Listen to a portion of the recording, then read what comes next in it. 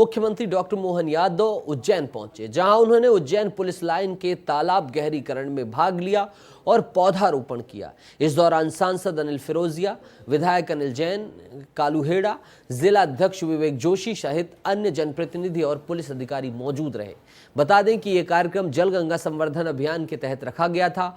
उज्जैन पहुंचे प्रदेश के मुख्यमंत्री डॉक्टर मोहन यादव के द्वारा 20 साल से शिप्रा तीर्थ परिक्रमा यात्रा निकाली जा रही है और आज प्रदेश के मुख्यमंत्री डॉक्टर मोहन यादव ने पहली बार शिप्रा परिक्रमा यात्रा में खुद पैदल चलकर श्रद्धालुओं के साथ मां शिप्रा की परिक्रमा की। मुख्यमंत्री डॉक्टर मोहन यादव ने विस्तार न्यूज से शिप्रा परिक्रमा यात्रा के दौरान खास बातचीत की है। क्या कुछ कहा है, जरा उसे भी सुनिए।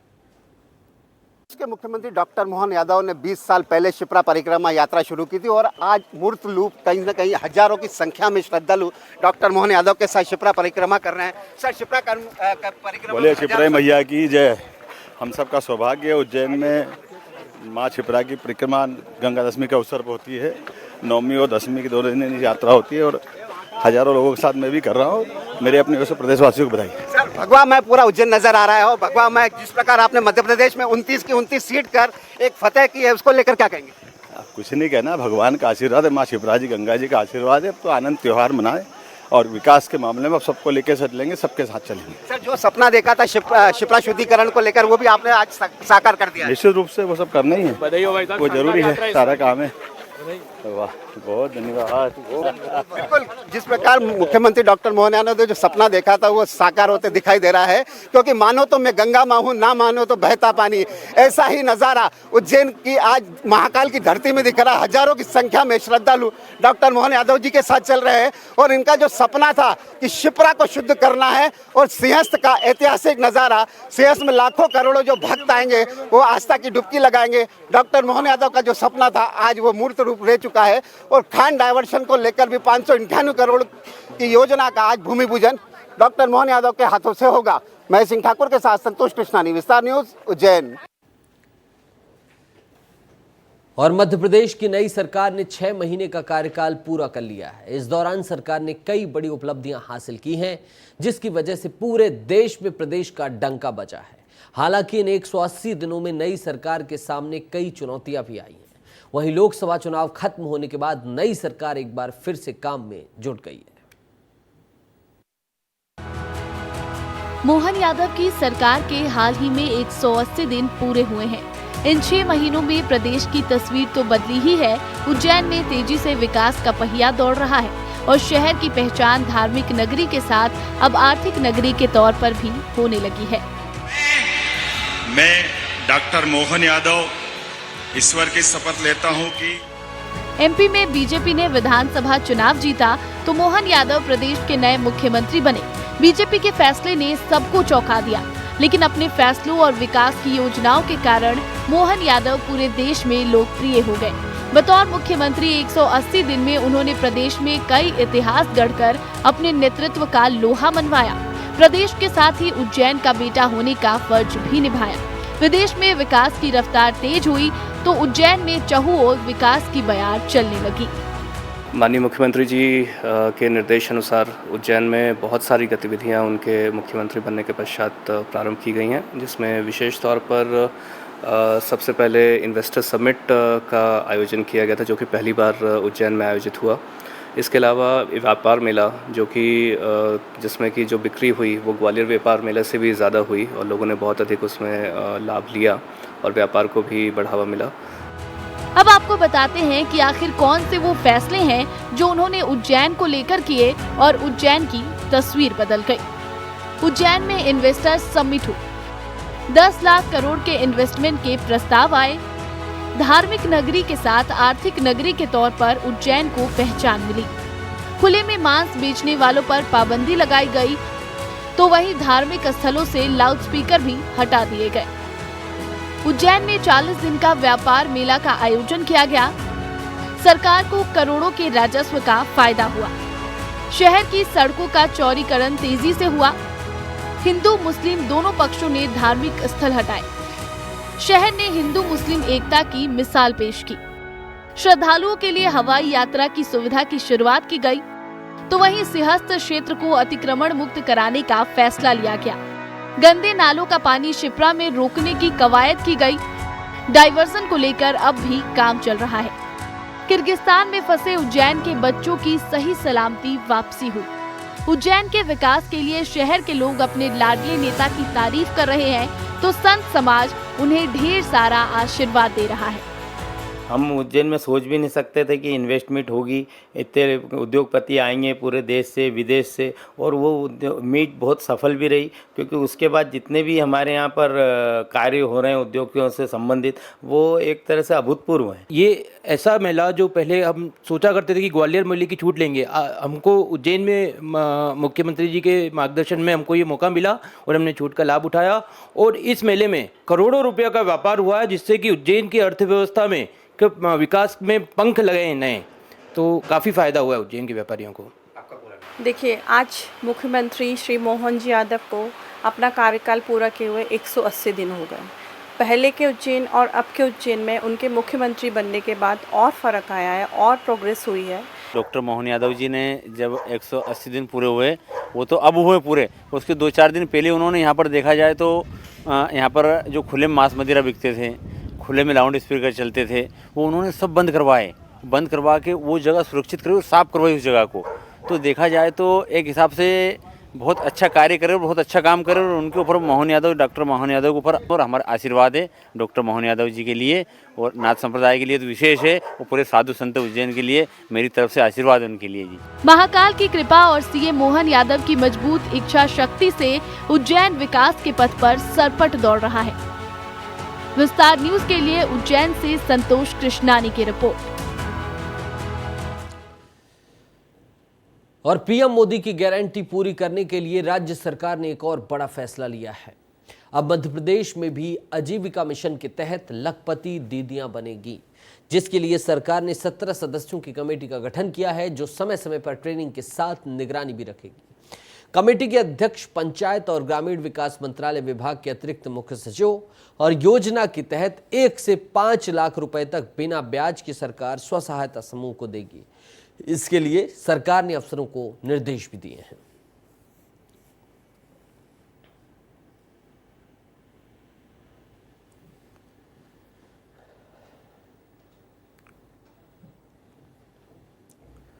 और नर्सिंग फर्जीवाड़े के कॉलेज संचालकों को सुप्रीम कोर्ट से झटका लगा है, और हाई कोर्ट के आदेश पर सुप्रीम कोर्ट ने दखल देने से इनकार कर दिया है। नर्सिंग फर्जीवाड़े में कॉलेज संचालकों को सुप्रीम झटका कहा जा रहा है।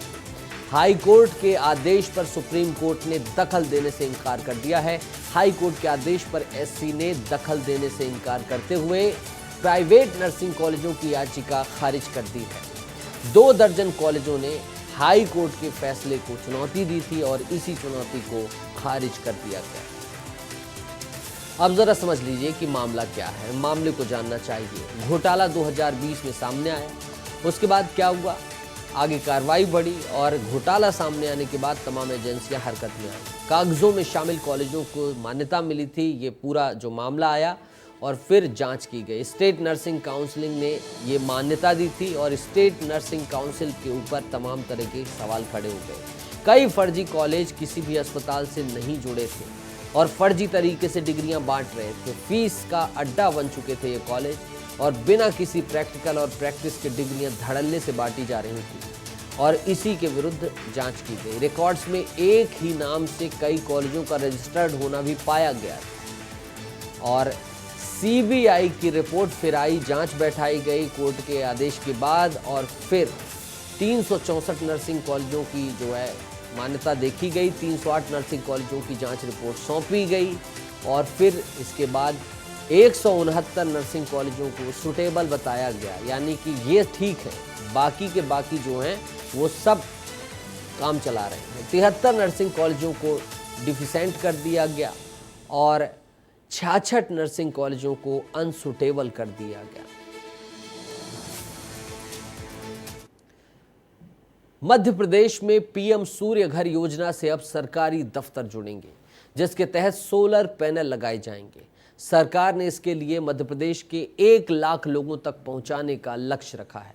राज्य सरकार ने इसके लिए जिला स्तरीय समिति का गठन भी किया है। मॉनिटरिंग के लिए कलेक्टर समिति के अध्यक्ष होंगे। 3 महीने में समिति योजना का मूल्यांकन करेगी। अब पीएम सूर्य घर योजना क्या है, जरा वो समझिए। 1 करोड़ घरों से सोलर पैनल लगाने का लक्ष्य रखा गया है और 1 करोड़ घर की जब बात होती है तो ये बहुत बड़ा आंकड़ा होता है और सतत ऊर्जा की बात की जा रही है। सौर ऊर्जा की मुफ्त में बिजली मुहैया कराई जाएगी पीएम सूर्य घर योजना से और इसी बजट में इसका एलोकेशन हुआ था, आवंटन हुआ था। 300 यूनिट तक फ्री बिजली का प्रावधान है और पूरी तरह से ये जो है नवीकरणीय ऊर्जा है। सरकार 78,000 करोड़ रुपए सब्सिडी देगी। ये भी बड़ी बात है क्योंकि सरकार अब आने वाले समय में सोलर पर खर्च करने वाली है, सोलर एनर्जी पर। सालाना 18,000 रुपए की बचत होगी प्रति व्यक्ति, ऐसी चीज़ है और 1 करोड़ घरों में सोलर पैनल लगाने का लक्ष्य रखा गया है। भोपाल सांसद आलोक शर्मा 4 इमली के हनुमान मंदिर पर नीम करोली बाबा के प्राण प्रतिष्ठा कार्यक्रम में पहुंचे, जहां नीम करोली बाबा की प्रतिमा की आज विधिवत प्राण प्रतिष्ठा हुई। इस बीच विधायक रामेश्वर शर्मा, विधायक भगवान दास सबनानी कार्यक्रम में मौजूद रहे।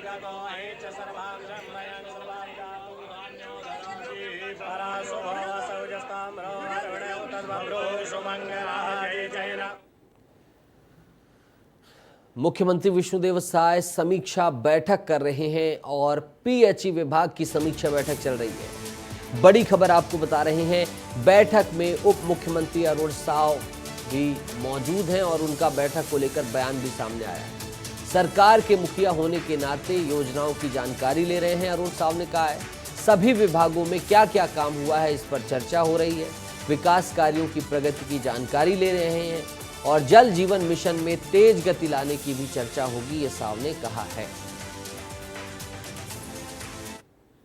जो प्रधानमंत्री माननीय नरेंद्र मोदी जी का सपना है, हर घर नल से जल और प्रदेश में पेयजल की आपूर्ति को तेज गति से आगे बढ़ाने का काम करेंगे। एक अति महत्वाकांक्षी योजना प्रधानमंत्री माननीय नरेंद्र मोदी जी ने बनाई जल जीवन मिशन के रूप में, उस काम को और तेज गति से आगे बढ़ाने का, उसका क्रियान्वयन करने की दिशा में आज सार्थक बातचीत और निर्देश माननीय मुख्यमंत्री जी से मिलेगा। तो पीएचई विभाग की बैठक अभी चल रही है। ये बैठक के पहले का बयान आपने सुन लिया अरुण साव का और अब रोहित जुड़ गए हमारे साथ जो कि जानकारी देंगे कि इस बैठक में कौन कौन अधिकारी हैं, क्या कुछ हो रहा है और फिर आगे कौन से विभाग की बैठक है। रोहित।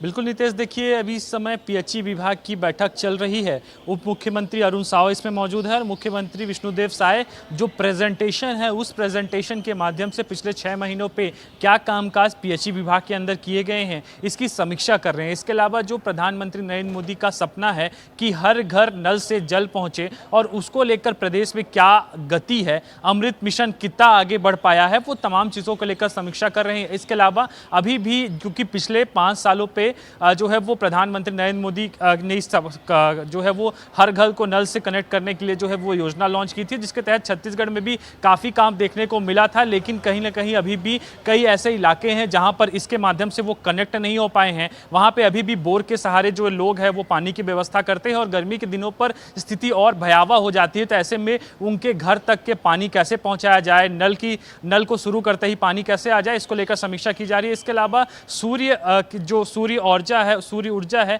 उसको किस प्रकार से उपयोग किया जाए और सोलर पैनल को लेकर क्या तैयारी है, उसको लेकर क्या प्रदेश में स्थिति चल रही हो, तमाम चीज़ों को लेकर फिलहाल समीक्षा की जा रही है। प्रेजेंटेशन के माध्यम से तमाम चीज़ों को देखा जा रहा है, जिसके बाद में जेल और गृह विभाग की समीक्षा बैठक होने वाली है। विजय शर्मा इसमें पिछले 6 महीने का रिपोर्ट कार्ड पेश करेंगे और जेल विभाग के अंतर्गत क्या कुछ काम होना है आगे पे और क्या कुछ काम किया जाएगा इसको लेकर चर्चा की जाएगी। शुक्रिया रोहित, शुक्रिया, बहुत बहुत धन्यवाद इस तमाम जानकारी के लिए। ताज़ा अपडेट के साथ फिर हम दर्शकों तक आपके माध्यम से जुड़ेंगे जैसे ही गृह विभाग की समीक्षा बैठक चालू होगी। इधर मध्य प्रदेश विधानसभा में ई विधान व्यवस्था लागू होगी, ये बड़ी खबर है। विधानसभा में 1 साल के अंदर सभी काम ऑनलाइन हो जाएंगे। सदस्यों के सामने स्क्रीन दिखेगी, प्रश्नकाल के दौरान पूछे जाने वाले सवाल स्क्रीन पर नजर आएंगे। सभी सदस्यों की टेबल पर स्क्रीन लगाई जाएगी। संसदीय कार्य विभाग ने कैबिनेट के अनुमोदन के लिए प्रस्ताव तैयार कर लिया है और अब कैबिनेट बैठक में चर्चा होगी और उसके बाद इस प्रस्ताव को मंजूरी मिल जाएगी। और मंजूरी मिलते ही सत्र में, अगले सत्र में कुछ ऐसा नज़ारा देखने को मिलेगा जहां सभी विधानसभा सदस्यों के सामने टच स्क्रीन लगी हुई नजर आएगी। उसी से सारे काम होंगे। डिजिटलाइजेशन की तरफ मध्य प्रदेश सरकार का एक और बड़ा कदम आने वाला है, सरकार उठाने वाली है। बालाघाट विधायक अनुभा मुंजारे इन दिनों फुल एक्शन में है। लगातार औचक निरीक्षण कर जिले की व्यवस्थाओं को सुधारने का प्रयास कर रही हैं। इस बीच विधायक ने जिला अस्पताल का औचक निरीक्षण किया और मरीजों से उनका हालचाल जाना।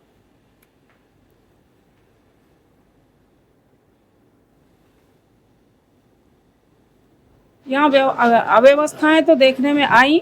जिस तरह की शिकायत थी कि पानी की समस्या बहुत ज़्यादा देखने में आई कि पानी की उचित व्यवस्था नहीं होने के कारण वाटर कूलिंग मशीनें जो हैं बंद पड़ी हुई हैं, पानी का कोई उचित इंतजाम नहीं है। हमारे जो डॉक्टर्स हैं वो निश्चित समय पे कोई भी नहीं आते हैं और कोई 1 घंटा लेट, कोई आधा घंटा लेट और कोई किसी तरह का उनको डर नहीं है। निरंकुश तरीके से वो ड्यूटी करने आते हैं और अपने मनमाने तरीके से चले जाते हैं। तो इस पर भी मैं बहुत जल्दी कार्रवाई के लिए आवाज़ उठाने वाली हूँ।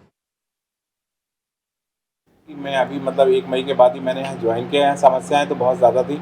कोशिश कर रहा हूँ कि मैं सारी समस्याओं को आप सबके सहयोग से, अब विधायक महोदय ने जो इंस्ट्रक्शन दिए उनको जल्दी दूर करने की कोशिश करूँ। पानी की समस्या बहुत पुरानी समस्या है और चूंकि अभी प्रचंड गर्मी है, मुझे लगता है गर्मी अभी हाईएस्ट पीक पे है। ऐसे समय पानी की समस्या और विकराल रूप लेते जा रही है। लेकिन फिर भी हमने नगर पालिका को बार बार लिखा है, बोला है। हमारे माननीय कलेक्टर महोदय ने भी उनके सीएमओ को बोला है, वो कोशिश कर रहे हैं। तो उन्होंने हमें 16 घंटे की लाइन दे दी है। पहले 24 घंटे की लाइन हुआ करती थी जिसमें 24 घंटे पानी आता था, लेकिन अभी 16 घंटे की लाइन दे दी है और 2-4 दिन में यदि उसका बाल बन जाएगा तो हमें 24 घंटे की वाटर सप्लाई मिल जाएगी। यहाँ समस्या तो मेन पानी की है ना, और ऊपर तो ज़्यादा नहीं, ऊपर 2 सिस्टर रहना चाहिए, थोड़ा देख के लिए। ये समस्या है यहाँ पे। और मेन पानी मिलने का, पेशेंट को बढ़िया थोड़ा ठंडी हवा मिलेगा, ठंडा ये मिलेगा, इसके लिए यही दिक्कत है, भाई कोई दिक्कत नहीं है। और बलौदा बाजार में भूपेश बघेल द्वारा दिए गए बयान पर अरुण साव ने पलटवार किया है। पूर्व मुख्यमंत्री भूपेश बघेल के बयान पर उप मुख्यमंत्री अरुण साव ने पलटवार किया है और कहा है कि भूपेश बघेल जी इस बात पर भी बोले कि कांग्रेस के नेता वहां क्यों मौजूद थे। झूठ और बेबुनियाद के आधार पर अपने आप को बचाने की कोशिश ना की जाए। लोग हिंसा में आए होंगे, उन सब पर कार्रवाई होगी। कौन लोग थे उनकी जांच होगी। और कल भूपेश बघेल ने जो बलौदा बाजार में कहा था उसका जवाब दिया है अरुण साव। जो प्रधानमंत्री माननीय नरेंद्र मोदी जी का सपना है, हर घर नल से जल, और प्रदेश में पेयजल की आपूर्ति को तेज गति से आगे बढ़ाने का काम करेंगे। एक अति महत्वाकांक्षी योजना प्रधानमंत्री माननीय नरेंद्र मोदी जी ने बनाई जल जीवन मिशन के रूप में, उस काम को और तेज गति से आगे बढ़ाने का, उसका क्रियान्वयन करने की दिशा में आज सार्थक बातचीत और निर्देश माननीय मुख्यमंत्री जी से मिलेगा। और बलौदा बाजार हिंसा से जुड़ी हुई बड़ी खबर है, जहां आरोपियों को पकड़ने के लिए पुलिस ने अलग अलग टीम बनाई है। पुलिस ने 13 जिलों में बड़ी कार्रवाई की है। पुलिस ने 124 आरोपियों को गिरफ्तार किया है। इन जिलों में हिंसा के आरोपी गिरफ्तार किए गए हैं। विस्तार न्यूज के पास आरोपियों की गिरफ्तारी की सूची है। बलौदा बाजार, बिलासपुर, मुंगेली, खैरागढ़, दुर्ग, बेमेतरा, कवर्धा, रायपुर, गरियाबंद, महासमुंद, जांजगीर चांपा, राजनांदगांव, बिलाईगढ़ जिला शामिल हैं। तो कई जिलों से हिंसा के आरोपी गिरफ्तार किए गए हैं और विस्तार न्यूज एक्सक्लूसिव सूची दिखा रहा है आपको। जिले भी बता रहा है कहां कहां से इन सभी लोगों पर पुलिस ने शिकंजा कसा है, पुलिस ने कार्रवाई की है।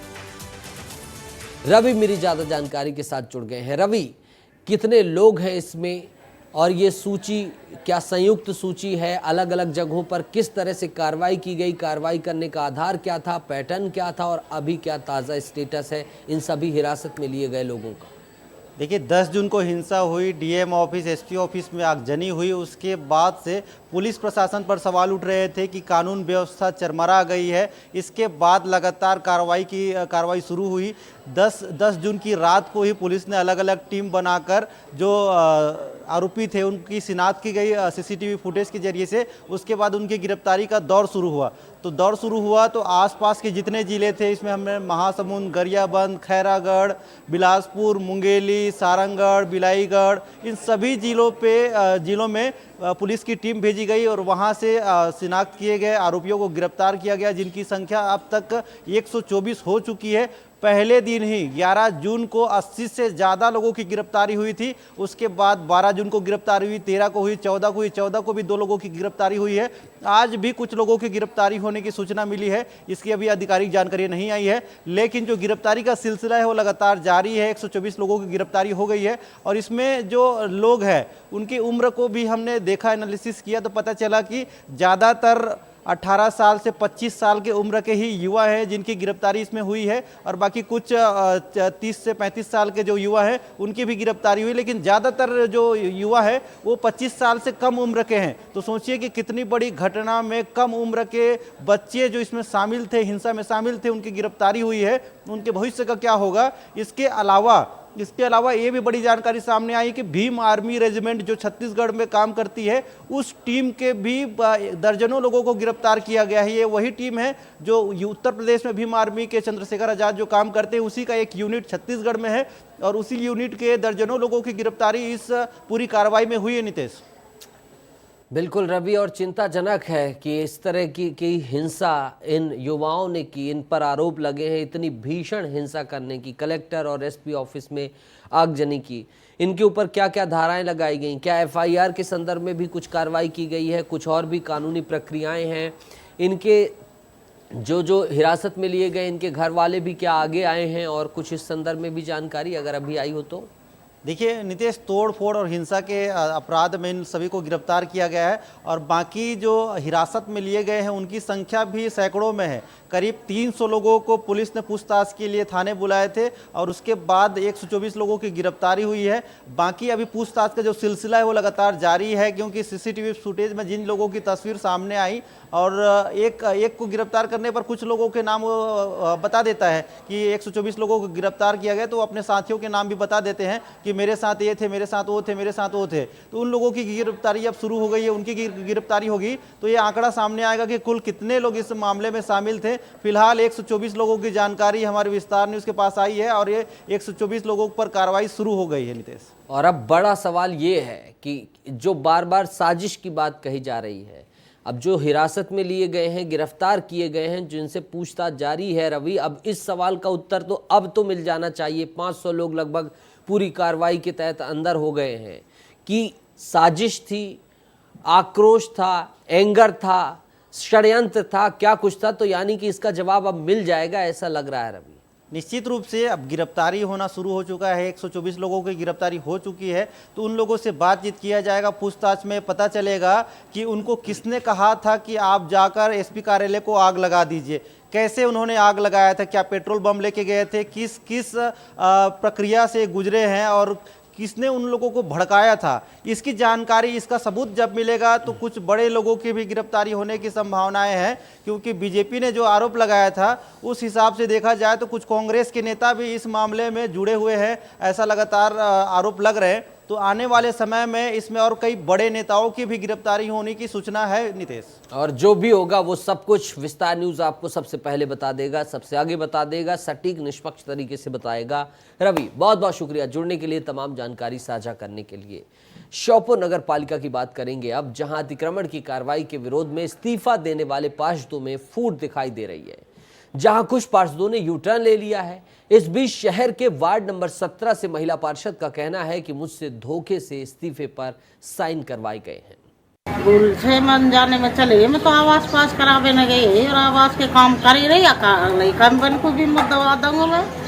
दवाई में दवा दूँ पार्क बन को आवास वाले को खाली मोह को नहीं और दिन बुला के लाओ का बाहर चलो और सबसे पहले आ गए मोह को मालूम थोड़ी है कि इस्तीफा में मेरे को भी शामिल कर रहे हैं। दस्तखत करवा ले वो लेटर पैड पहनने लगवाई ले पहले से हमों को तो ये मालूम बताई कि तुम दस्तखत करो मैंने कर दे दस्तखत। और बिन्नू रानी पर बिजावर विधायक राजेश शुक्ला की प्रतिक्रिया आई है।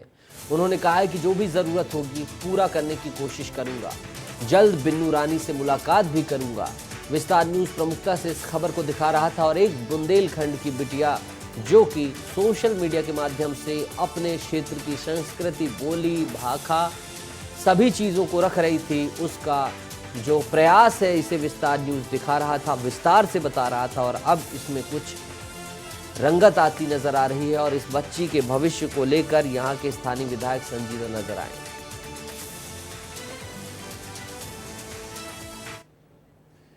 डिंडौरी में बिजली की किल्लत से जूझ रहे ग्रामीणों ने चक्का जाम किया, जिससे शहडोल पंडरिया स्टेट हाईवे पर आवागमन बाधित हुआ है। सूचना मिलने के बाद पुलिस की टीम मौके पर पहुंची और ग्रामीणों को समझाया। बता दें कि बीते दिनों पहले आग लगने से ट्रांसफार्मर जलकर बर्बाद हुआ था, जिसके बाद से ही 3 दर्जन गांव बिजली संकट से जूझ रहे हैं।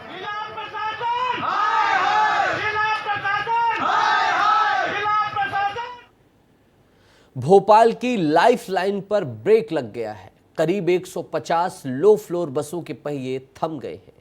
बस ड्राइवर और कंडक्टर ने पीएफ की राशि जमा न होने का विरोध किया है, जिसके चलते बस ऑपरेटर्स को नोटिस भी जारी किया गया है। रूट नंबर 115, 113, 116, 208 की बसें नहीं चली। सागर में तीसरे दिन भी बसों की हड़ताल रही। बस ऑपरेटर्स की हड़ताल से यात्री परेशान रहे। पुराने रूट पर बस का संचालन की मांग की जा रही है। बस स्टैंड पर सन्नाटा पसरा रहा और ये तस्वीर आप देख सकते हैं कि किस तरह से सन्नाटा पसरा रहा। बसों की हड़ताल जारी रही।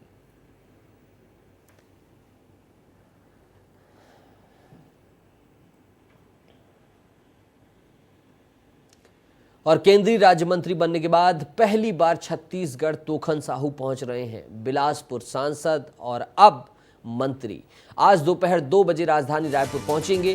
बीजेपी केंद्रीय राज्य मंत्री तोखन साहू का स्वागत करेगी। जोर शोर से उनकी आगवानी की जाएगी। बिलासपुर लोकसभा से सांसद हैं तोखन साहू, जीते हैं। देवेंद्र यादव की उन्होंने मात दी है और छत्तीसगढ़ में मोदी सरकार में जगह पाने वाले इकलौते नेता हैं, राज्य मंत्री बनाए गए हैं। और खट्टर जो कि इस विभाग को देखेंगे, उनके साथ सह राज्य मंत्री के रूप में इनकी भूमिका नजर आने वाली है। कांकेर में एनजीटी के नियमों की धज्जियां उड़ी हैं। खरथात घाट में रेत का अवैध उत्खनन हुआ है। सूचना के बाद पुलिस कार्रवाई नहीं कर रही है, पुलिस पर आरोप लगा है। चरामा क्षेत्र के हाराडोला गांव का ये पूरा मामला है।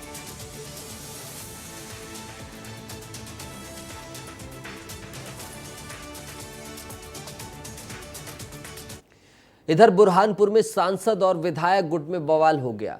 सोशल मीडिया पर वीडियो भी पोस्ट हुआ है, वायरल भी हो गया है। सड़कों पर जिले की राजनीति दिखाई दे रही है। सांसद गुट समर्थक सुमित बरूडे ने खरी खोटी सुनाई है। अमित मिश्रा और सुमित बोरले पर धमकाने का आरोप लगाया है। शिकारपुर पुलिस ने मामला दर्ज कर लिया।